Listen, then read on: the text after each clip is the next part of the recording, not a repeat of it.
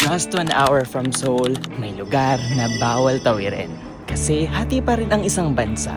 And today, I finally got to see it with my own eyes. Hello everyone, this is Chel and keep wandering with me sa DMZ Insider Tour. If first time nyo sa South Korea and gusto nyo ng experience na hindi lang maganda sa pictures kundi may matututunan ka rin, I highly recommend adding the DMZ Tour to your itinerary. Hindi lang siya tourist attraction. It's literally one of the most heavily guarded borders in the world, separating North and South Korea. Our first stop was Imjingaek. At first glance, mukha lang siyang peaceful park. Pero pag nilibot mo siya, makikita mo yung Freedom Bridge at libo-libong ribbons na puno ng messages of hope from families na hanggang ngayon hindi pa rin nagkakasama. At yung last train out, ang huling tren na umalis mula North Korea noong Korean War para iligtas ang mga refugee. Ngayon, isa na lamang itong tahimik na monumento na nagpapaalala na para sa marami, iyon na pala ang huli nilang pagkikita sa kanilang mga mahal sa buhay. Pagbalik namin sa bus, may sumakay na North Korean defector.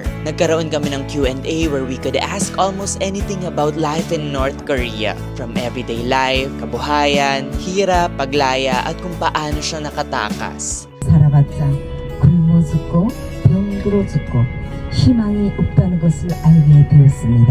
So I decided to defect. In North Korea, no hope, no future. Just starving to death or die because of the illness, that's all. Guys, grabe. Kasi nag-uumpisa pa lang yung tour pero ang bigat-bigat na sa heart ng mga kwento. Lalo na nung North Korean defector. Kung paano sila tumakas before.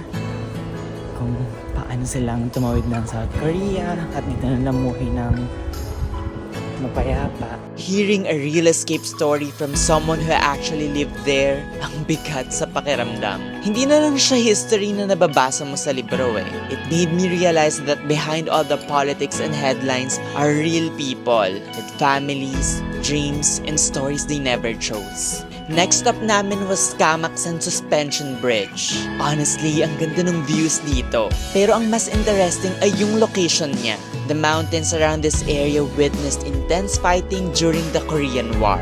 Ngayon, instead of hearing gunfire, maririnig mo na lang yung hangin habang naglalakad ka sa bridge. Parang reminder na places once divided by conflict can eventually become places people visit to appreciate peace. After that, we officially entered the demilitarized zone. Make sure dala nyo yung passport nyo because you'll pass through military checkpoints. Taking photos and videos of the North Korean landscape and certain restricted areas is strictly prohibited. Kaya some of the clips you'll see are stock footage para